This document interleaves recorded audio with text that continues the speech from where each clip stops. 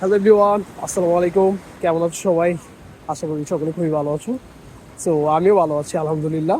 তো right now আমি আছি কক্সবাজারের কলাতলি বিচে। এই যে সুন্দর একটা মোমেন্ট এনজয় করতেছিলাম। আর কিছুক্ষণ আগে একটা টেক্সট আসছে আর কি আমার মোবাইলে, মানে আমি মোবাইলটা জাস্ট নেট অন করছি, দেন এক ছোট ভাইকে টেক্সট করছে যে ভাই আমাদের তো ডিউ এক্সামটা আসতেছে 27 তারিখে। তো ওই 27 তারিখের এক্সামের অ্যাপ্রোচটা কেমন হবে, আমি কিভাবে মানে কোন টপিকটা দিয়ে আনসার করা আগে শুরু করব না করব, এই বিষয়ে একটা গাইডলাইন চাইলো আর কি আমার কাছে। তো আমার কাছে মনে হলো যে এই জিনিসটা ওরে পার্সোনালি না দিয়ে আমি যদি লাইক আমার এই যে ইউটিউব চ্যানেলটাতে আপলোড করি, তাহলে তোমরা যারা সামনে পরীক্ষা দিবা সবাই গেস বেনিফিটেড হবা। সো এই ভিডিওটা ওই জন্য বানানো। প্রথমত এই বায়া যদি বলি যে বাইয়ার ক্ষেত্রে ডিউর এক্সামের স্ট্র্যাটেজিটা কেমন ছিল। ডিউতে আমি পার্সোনালি আনসার করছিলাম হচ্ছে ফিজিক্স, কেমিস্ট্রি, ম্যাথ আর বায়োলজি। নর্মালি ডিউতে কি হয়, নর্মালি ডিউতে তুমি যেই সাবজেক্টগুলোকে মেইন হিসাবে নিয়েছো অপশনালটা বাদে, ওই তিনটা main subject must be answer করা লাগে। তারপর যেটা অপশনাল হিসেবে নিছো ওইটা হচ্ছে তুমি চাইলে ইয়ে করতে পারবা, এটা স্কিপ করে অন্য কোনো একটা চ্যাপ্টার লাইক বাংলা অথবা ইংলিশ এগুলো তুমি দাগাইতে পারবা আর কি, আনসার করতে পারবা, ওইগুলো প্যারা হবে না। আবার চাইলে তুমি বাংলা ইংলিশ আনসার না করে অপশনালটা যেটা নিছো ওইটাও দাগাইতে পারবা। এখন আমার অপশনাল ছিল বায়োলজি, বাট তারপর আমি অপশনালটাও দাগাইছি, লাইক কারণ আমি অ্যাডমিশন সিজনে বাংলা ইংলিশ টোটালি পড়ি নাই, তাই আর বাংলা ইংলিশের কোনো রিস্ক নেই আর কি। তো এখন আমার এক্সাম দেওয়াটা আমি শুরু করছিলাম কীভাবে অ্যাকচুয়ালি, মানে কোন টপিকটা দিয়ে আমি শুরু করছি। আমি যখন ফার্স্টে ডিউর এক্সামটা দেওয়া শুরু করছি সেটা ছিল আমার ফিজিক্সের এমসিকিউ দিয়ে শুরু করছিলাম আর কি। অনেকটা ফিজিক্সের এমসিকিউ, প্রথমত হচ্ছে এমসিকিউ দেয় 60টা, 45 মিনিটের মতো মেবি সময়টা দিয়েছিল, আর রিটেনের ক্ষেত্রে 40 মিনিট সময় এরকম ছিল। তো যখন 45 মিনিট দিল না এমসিকিউ, আমি কি করলাম, ফিজিক্সের এমসিকিউতে শুরু করলাম। ফিজিক্সে খুবই ডিপ থেকে ভালো মানের কোশ্চেন করতো, এমন না যে বেসিক ক্লিয়ার না থাকলে সে কোপ আপ করে ফেলবে, অ্যাজ ইউজুয়াল ভার্সিটিতে যেরকম কোশ্চেন আসে ওইরকম হয়েছে এরকম না, কিন্তু খুবই ভালো মানের কোশ্চেন ছিল। অ্যান্ড ওইগুলো হচ্ছে যদি বেসিকটা ক্লিয়ার থাকে খুব ভালোই হবে, মানে ভালোভাবে তুমি কমপ্লিট করতে পারবো আর কি ইন টাইমে। তো আমার মেবি আমি ফার্স্ট রাউন্ডে মেবি 10টার মতো হয়তো বা ফিজিক্স 15টার থেকে দাগাইছিলাম আর কি, আর বাকি 5টা আপাতত রেখে দিয়েছিলাম, হয়তো বা আমার কাছে ইয়ে মনে হয়েছিল পরে দিব এরকম টাইপের। দেন আমি গেলাম কিসে, ম্যাথে গেলাম। আমার স্পেশালি আমার ম্যাথ সাবজেক্টটা, আমি যদি বলি আমার অ্যাডমিশন ফেজ বলো আমার একাডেমিক ফেজ বলো, মানে সব ক্ষেত্রে কিন্তু আমি ম্যাথ প্রচুর করছি, প্রচুর মানে প্রচুর। সো আমার আলাদা অন্য রকমের একটা কনফিডেন্স ছিল যে ম্যাথে আর কিছু হোক বা না হোক, ইঞ্জিনিয়ারিং হোক, ভার্সিটি হোক, বা যে কোনো একটা পরীক্ষা দিয়ে হোক, ম্যাথে আমার কেউ আটকাতে পারবে না, এরকম একটা ইয়ে থাকতো আর কি, মানে একটা কনফিডেন্স থাকতো নিজ থেকে, কারণ প্রচুর সময় দিছি করছি। তো আমি ম্যাথটা অ্যাপ্রোচ করলাম।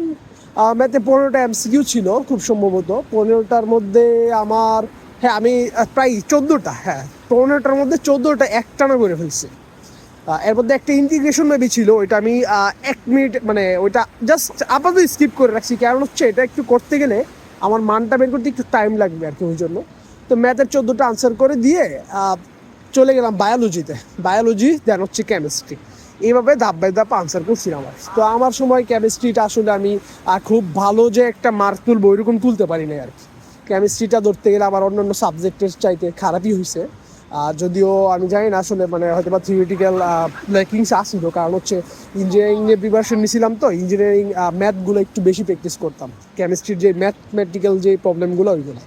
তো পরবর্তীতে যখন আমি আবার ফার্স্ট ফেজ, মানে তোমরা যখন এমসিকিউ আনসার করবা অ্যাডমিশন ফেজে, একটা না কখনোই সবগুলো এমসিকিউ আনসার করতে যাবা না আর কি। প্রথমে একটা রাউন্ড দিবা, একটা রাউন্ডে মনে করো তোমার 60 থেকে 70% তুমি আনসার করলা, দেন আরেকটা রাউন্ড যে 70 থেকে 90% আনসার করলা, দেন 100% কমপ্লিট করলো, এরকম যাতে টার্গেটটা থাকে তোমাদের। আমি পরের ফেজ যখন দিলাম তখন ফিজিক্স দেখাইছে 15টা দাগাইলাম, আর দেন ম্যাথ যে একটা বাকি আছিল ওইটা তো পারতাম, মানে সময় লাগতো আর কি, ওইটাও দাগাইলাম, কমপ্লিট করলাম, দেন এইভাবে পরীক্ষাগুলো দিলাম আর কি। এটা গেল কি এই যে তোমার এমসিকিউ পার্টটা। দেন যখন আমি রিটেনে গেলাম, রিটেনে গিয়ে দেখলাম যে ম্যাথ, তারপর রিটেনে আমি ম্যাথ দিয়ে শুরু করছি, ম্যাথ দিয়ে শুরু করলাম, দেন বায়োলজি আনসার করছি। এখন ম্যাথে আমার একটু টাইমটা একটু বেশি খাই ফেলছি আর কি। হ্যাঁ, এর আগে একটা কথা আছে, আমি রিটার্নে ম্যাথ যে দিছি না, এর আগে আমি ফিজিক্স কোশ্চেনটাকে পড়ছি। আমাদের সময় ফিজিক্সের প্রথম দুইটা কোশ্চেন একটু অন্যরকমের ট্রিকি ছিল, বুঝছো? মানে এটা আসলে অ্যাজ ইউজুয়াল পরীক্ষার মধ্যে বসেই যে সলভ করতে পারবে এরকম অনেকেই, মানে অনেকে ছিল না যে সাথে সাথে সলভ করতে পারবে এরকম। সো আমার ফার্স্ট দেখাতে মনে হয় নাই যে এটা আমি সলভ করতে পারবো। দ্যাটস আমি ফিজিক্সটা পুরোটা স্কিপ করছি। দুইটা কোশ্চেন যখন পারি নাই, ফিজিক্সটা আপাতত স্কিপ, আমি পরে এসে দেখবো কী করা যায়। তো আপাতত দেখলাম যে ম্যাথগুলো সহজ মনে হয়েছে, ম্যাথগুলো আনসার করা শুরু করে দিচ্ছি। ম্যাথ আনসার করলাম, দেন কেমিস্ট্রি বায়োলজি আনসার করলাম। বায়োলজির মধ্যে কি জানে কোশ্চেন ছিল ঠিক খেয়াল নাই, বাট যা ছিল আমরা যে পড়তাম না, এই যে লাইক সৃজনশীলের জন্য মানে বোর্ড পরীক্ষার জন্য যে খ নাম্বারের কোশ্চেনগুলো পড়তাম, ওইগুলোর মধ্যেই কোশ্চেন করা হয়েছে আর কি। তো ওইগুলোর মধ্যেই দেখা গেছে আনসার টানসার করে মোটামুটি গুছিয়ে ফেলতে পারছি আর কি। দেন হচ্ছে কেমিস্ট্রিতে রিটেনটা মনে হয় মোটামুটি মানে দিছি। দেন হচ্ছে ফিজিক্সে আসছি এখন। তুমি রিটেনের মধ্যে একটা জিনিস মাস্ট মাস্ট মনে রাখবা, যে জিনিসটা সেটা হচ্ছে গিয়ে তুমি কোনটার আনসার কোনটার মধ্যে করতেছো, এই জিনিসটা তোমাকে ভুগাইতে পারে। কারণ দাবির যে কোশ্চেনটা কিন্তু খাতার উপর প্রিন্টেড থাকে না, কোশ্চেনটা আলাদা একটা খাতায় থাকে, মানে আলাদা একটা শিট থাকে, আর তোমার আনসার শিটটা অন্য জায়গায় থাকে। তো দ্যাটস ওয়াই একটা বড় ধরনের সম্ভাবনা থাকে যে তুমি 3 নাম্বার আনসার 4 নাম্বারে, 4 নাম্বার আনসার 3 নাম্বারে, এরকম মানে সুইচ করে দিয়ে ফেলতেছো। তাহলে কিন্তু তোমার জিরো দিতে পারে টিচার, কিন্তু জিরো দিতে পারে না, দিবে মাস্ট বি। 3-এর আনসার 4-এ লিখলে, 4-এর আনসার 3-এ লিখলে। তো আমার ক্ষেত্রে কি হয়েছে, মানে আমি এই জিনিসগুলা খুবই স্ট্রিক্টলি মেনটেন করতাম। তারপরে ওই যে ফিজিক্সের 1 আর 2 দুইটা প্রশ্ন, মানে 4টা করে তো প্রশ্ন থাকে মেবি, 2.5 করে মার্ক। তো 4টার মধ্যে প্রথম দুইটা দেখেই যখন আমার মানে আমি পারিনি ইন টাইমে, তো পরে আমার মনে মানে একটা নিজের মধ্যে একটা ওই যে টাইপের কাজ করা শুরু হয়ে গেছে আর কি। মানে মানে একটা যে স্মুথনেসটা নষ্ট হয়ে গেছিল। সো তারপর আমি কি করলাম, যে আমি যখন আনসার করতে গেছি 3 নাম্বার যে আমি 4 নাম্বার আনসার লিখে করে ফেলছি আর কি। 3 নাম্বারে মেবি কোনো একটা ম্যাথ ছিল, ওটার জায়গায় আমি 4 নাম্বার আনসার করছি। আর 4 নাম্বারের জায়গায় যখন আনসার করতে গেছি, তখন যাই দেখি যে না, আমি 3-এর জায়গায় 4 ফিরে ফেলছি। এখন এই ভুলটা আমি সলভ করবো কেমনে, বুঝছো? এখন আমি কি 3-এর জায়গায় 4 করছি, যেহেতু 4-এর জায়গায় 3 করবো না, নেভার। আমি কি করছি, 3-এর জায়গায় যে 4 ছিল এটাকে আমি টোটালি কাটছি। দেন ম্যাথটা তো আমি করছি একবার কষ্ট করে, দেন হুবহু এটা কপি পেস্ট করছি কি 4-এর জায়গায়। সো আমার এখানে অ্যাটলিস্ট 2.5 মার্ক শিওর হোক। দেন হচ্ছে গিয়ে আমি ইয়াতে গেলাম, এই যে 3-এ গেলাম। 3-এ গিয়ে আমি সামহাও কোনো রকমে একটা স্পেস বাইর করছি, যে ছোটো মোটো কাটাকাটি কইরা একটু স্পেস কোনো রকমে, যাতে জাস্ট ক্যালকুলেশনটা করে দিয়ে, মানে ফর্মুলা লিখছি আর ক্যালকুলেশন করে আনসার যেটা সে ওইটা বসাই দিছি জাস্ট। তো যাই হোক, এই ছিল মানে। আর ফিজিক্স 1 আর 2 আনসার করি নাই পরীক্ষা হলে। তো পরবর্তীতে রেজাল্ট তো দিল আলহামদুলিল্লাহ, ভালোই আসছে। আর ম্যাথে তোমার মোটামুটি এমসিকিউতে ফুল মার্কস আসছে, 15 আসছিল। দেন বায়োলজি হচ্ছে আহামরি তেমন কোনো কোশ্চেন করে নাই, কারণ আমি বলি আমি বায়োলজি তো নর্মালি একাডেমিকে পড়ছি, আর হচ্ছে অ্যাডমিশনের মেডিকেল এক্সামের আগে দিয়ে পড়ছিলাম। খুব ভালোই বলা যায় যে 10-15 দিন ভালো মানেরই পড়া হয়েছে আর কি। তো ওই 10-15 দিনের যে বায়োলজি পড়ছিলাম মেডিকেলের আগে, মেডিকেল থেকে ডিউর এক্সাম হয়েছে 1 মাস ব্যবধানে, ঠিক আছে? ওই 1 মাস আমি লিটারালি কিচ্ছু করি না, কারণ আমার 13 তারিখে ছিল বুয়েটের পরীক্ষা, 15 তারিখে ডাবির পরীক্ষা। তো এই যে এতদিন গ্যাপ থাকার পরেও আমি পরীক্ষা দিচ্ছি। দেন বায়োলজিতে আমার 25 আসছে কত, 18 মার্ক। Can you imagine? মানে 18 মার্ক আসছে, তার মানে কি নিশ্চয়ই তোমার এত ডেপথে যাওয়া লাগবে না বায়োলজি আনসার করতে হলে, জাস্ট সুপারফিশিয়ালি হালকা পাতলা নলেজ থাকলে হয়ে যাবে।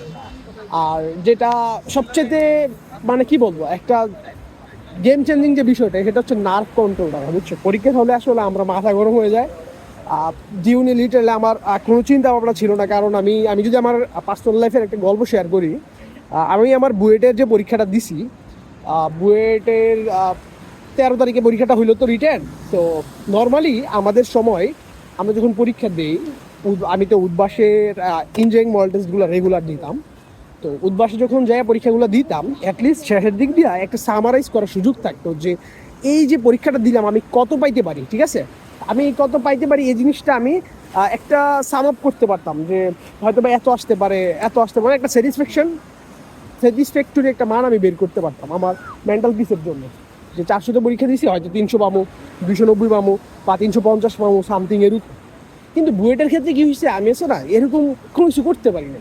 মানে লাইক আমি পরীক্ষাটা দিছি, মনে হইলো যে দেওয়ার সাথে আমার নিয়ে গেছে, আমার খাতাটা দেখে যে একটা মেন্টাল একটা স্যাটিসফ্যাকশন এরকম আসবে, আসে না। তো ওইখান থেকে বের হইতেছি আর আমার সিলি মিস্টেক 2-4টা বাড়তেছে দ্যাটস আমার খুব খারাপ লাগতেছে। অ্যান্ড এগুলোর কারণে আমি ফুললি মানে আমি আমি অন্যান্য ভার্সিটির যত পরীক্ষা আছে সব সিরিয়াস বলতে কি চিল মোডেই দিছি, বাট ইফিসিয়েন্টলি দিছি। বাট এই বুয়েটের পরে যে জিনিসটা আমার মধ্যে কাজ করছে, যে আমার যে হোপ টোপ আসলে সব নষ্ট হয়ে গেছে, লিটারালি নষ্ট হয়ে গেছে। আমার বুয়েটে পরীক্ষা ছিল 6 নম্বর গেট দিয়ে, ইউআরপি ভবন যে আছে না গেটটা, ওই দিকে।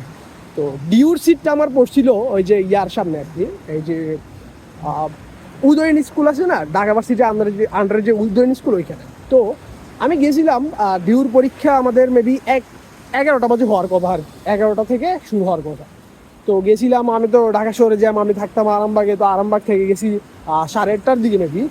ওইখানে যে গেটে দাঁড়াইছি না, আমার মানে এত খারাপ লাগতেছে বুয়েটের গেটটার দিকে তাকায়। মানে একটা মানুষের থাকে যে একটা আকাঙ্ক্ষা, ইচ্ছা থাকে, ঠিক আছে, এমন না যে বুয়েটে না পড়লে কোনো কিছু মিস হয়ে যেতে, এরকম না আসলে। এখন তো বুঝতেছি আসলে লিটারলি, বাট আসলে তখন যে ফেসিনেশনটা ছিল, যে অ্যাডমিশন জার্নিটা যেভাবে কোপ আপ করছি, মানে শেষ করছি কমপ্লিটলি, তো তখন মানে এই জিনিসটা কাজ করতো যে মানে আমি কি বুয়েট টিকবো না, মানে জিনিসটা এরকম হইতো, বা টিকলে হয়তো বা শেষের দিকে আর একটা র্যাঙ্ক আসবে, এরকম একটা ফিলিংস আসতো আর কি।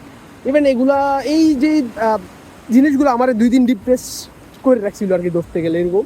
তো আমার দেখছি আমার রুমমেট থাকতো, ওই রুমমেট হচ্ছে মেডিকেলে চান্স পেয়ে গেছে, ওর সাথে যে 2 দিন মানে বুয়েটের পরীক্ষা দেওয়ার পরে আমার চিলনেস ব্যাক করার জন্য ওর সাথে 2 দিন ড্রিম লিগ, ওই যে ডিএলএস বলে না ফুটবল, তোমরা তো অনেকেই খেলছো হয়তো বা, ডিএলএস খেলতাম 2 দিন কিচ্ছু পড়ি না আসলে। আমার যে প্ল্যান ছিল যে 2 দিন বায়োলজি পড়বো ইঞ্জিনিয়ারিং পরীক্ষার পরে, বাট এটার পর হয়।